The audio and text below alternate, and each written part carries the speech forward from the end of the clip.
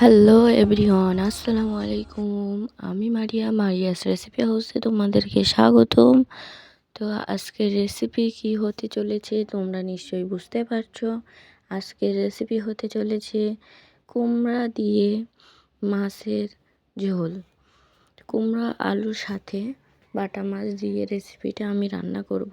তো এই রেসিপিটা সম্পূর্ণ দেখতে হলে ভিডিওটা সম্পূর্ণ দেখতে হবে এবং চ্যানেলটিকে সাবস্ক্রাইব করে রাখবে। যদি ভিডিওটি ভালো লেগে থাকে অবশ্যই চ্যানেলটিকে সাবস্ক্রাইব করতে ভুলো না।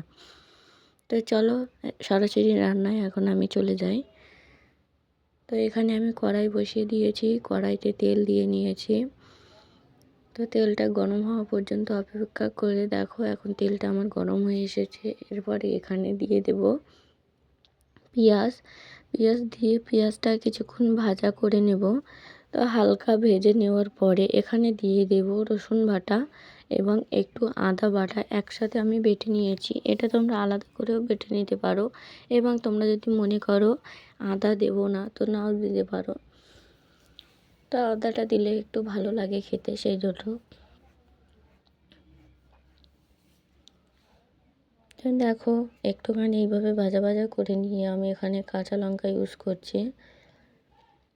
তো ঝালটা তোমরা যেমন খাও সেরকমই দেবে।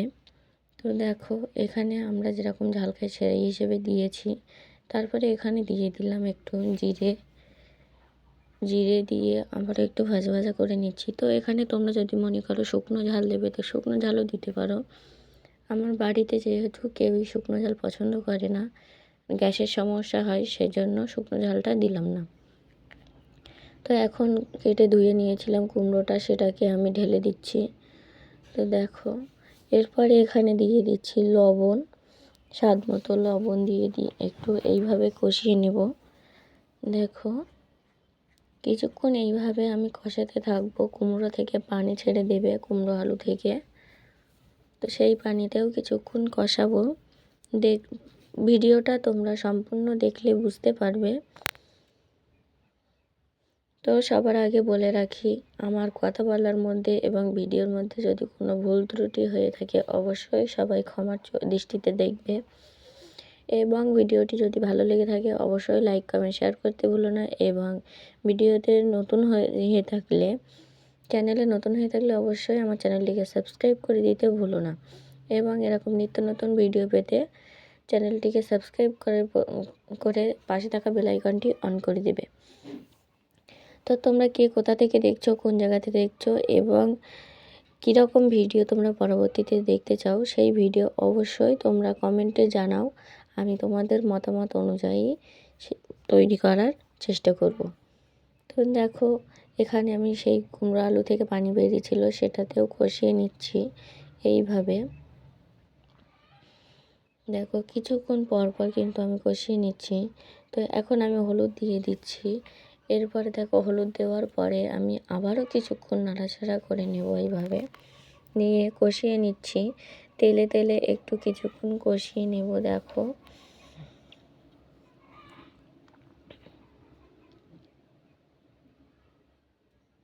তো এরপরে এখানে আমি কিছুক্ষণ কষিয়ে নেওয়ার পরে পানি অ্যাড করছি। অল্প পরিমাণে এখানে পানি দিতে হবে, কারণ আমি পানিটা দিচ্ছি কষানোর জন্য।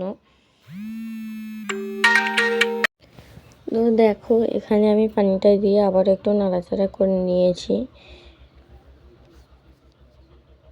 তো পানিটা ফুটে ওঠা পর্যন্ত অপেক্ষা করবো। দেখো পানিটা ফুটে উঠলে কিন্তু পানিটা অনেকটাই কমে আসবে আস্তে আস্তে এইভাবে অনেক পানি কমে আসবে তখন আমি আবারও কষাবো।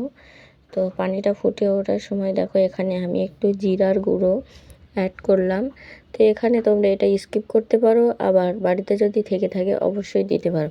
তো আর একটা কথা প্রথমে বলা হয়নি, তো তোমরা যদি মনে করো তেলে তেজপাতা দেবে, পেঁয়াজ রসুন দেওয়ার সময় তেজপাতা দেবে তো দিতে পারো।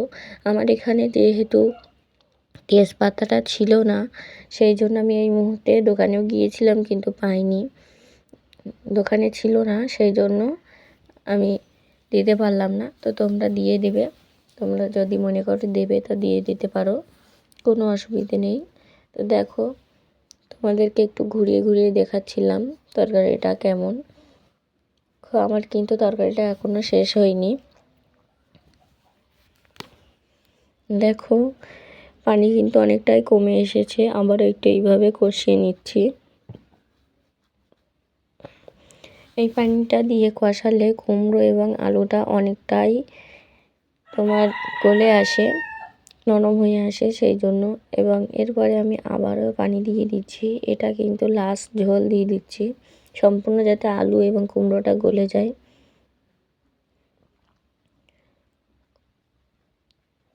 দেখো এখানে পানিটা কম হয়েছিল বলে আবারও আমি কিন্তু পানিটা দিয়ে দিলাম। তো অনেকে ভিডিও কেটে কেটে ভিডিও করে, তো আমি ভিডিওটা কিন্তু কেটে করিনি যাতে তোমাদের বুঝতে অসুবিধে না হয়। তো দেখো এখানে এবারে আমি ঢেকে দেব। তো ঢেকে দেব পানিটা শুকিয়ে আসা পর্যন্ত। মাঝে মধ্যেই কিন্তু তোমাদেরকে আগলা করে করে দেখতে হবে যাতে পানিটা শুকিয়ে না যায় সম্পূর্ণভাবে। সম্পূর্ণ শুকিয়ে গেলে কিন্তু হবে না। তো এখন দেখো এদিকে মাছটাও ভেজে নিচ্ছি। মাছটা কিন্তু আমি সম্পূর্ণ ভাজা দেখাইনি, যাতে সম্পূর্ণ ভাজা দেখালে মাছ ভাজা তো তোমরা সবাই জানো। তো কড়াই চাটুইতে দেওয়ার পরেই তোমাদেরকে আমি দেখাচ্ছি, আমি এখন একবারও উল্টিয়ে দেইনি মাছটা। তো এখানে আমি দেখো তরকারিটাও কিন্তু হয়ে এসেছে। ওদিকে আমি যাতে মাছটা ভেজে নিচ্ছিলাম অফ ক্যামেরায়, তার ভিতরে আমার তরকারিটা হয়ে এসেছে। এখানে আমি দিয়ে দিয়েছি একটু ধনে গুঁড়ো। তো ধনে গুঁড়ো দেওয়ার পরে লবণটা আমি চেক করে এটা আমি প্রত্যেক ভিডিওতেই বলে থাকি, অবশ্যই তোমরা লবণটা চেক করে নেবে, না হলে রান্নার পরে খাওয়ার সময় কিন্তু লবণটা কম হতে পারে। সেই জন্য তোমরা লবণটা চেক করে নেবে। এবং দেখো এখানে আমি মাছটা দিয়ে একটু নাড়িয়ে নিয়ে, আলতো হাতে একটু নাড়িয়ে নিয়েছি, নিয়ে কিছুক্ষণ এইভাবে রেখে দেব। দেখো যাতে মাছের ভিতরে সম্পূর্ণ তরকারির ঝোলটা লেগে যায়। দেখো এইভাবেই কিন্তু রেখে দিতে হবে। তো যদি ভিডিওটি ভালো লেগে থাকে অবশ্যই লাইক কমেন্ট শেয়ার করতে ভুলো না, এবং চ্যানেলে নতুন হয়ে থাকলে অবশ্যই চ্যানেলটিকে সাবস্ক্রাইব করে দিতেও ভুলো না। সাবস্ক্রাইব করে দেওয়ার পর পাশে থাকা বেল আইকনটি অন করে দেবে, যাতে পরবর্তী ভিডিও দিলে সবার আগে তোমাদের কাছে পৌঁছে যায়। তো এবং তোমরা কে কোথা থেকে দেখছো এবং কে কীরকম ভিডিও দেখতে চাও অবশ্যই চ্যানেলটিকে তোমরা কমেন্টে জানাবে। সরি, চ্যানেলটিকে বলে ফেললাম ওখানে। তো তোমরা কমেন্টে জানাবে, আমি তোমাদের মতামত অনুযায়ী ভিডিও দেওয়ার চেষ্টা করব। এবং যদি ভিডিও যদি কোনো ভুল ত্রুটি হয়ে থাকে অবশ্যই আমাকে ক্ষমার দৃষ্টিতে দেখবে। আল্লাহ হাফেজ।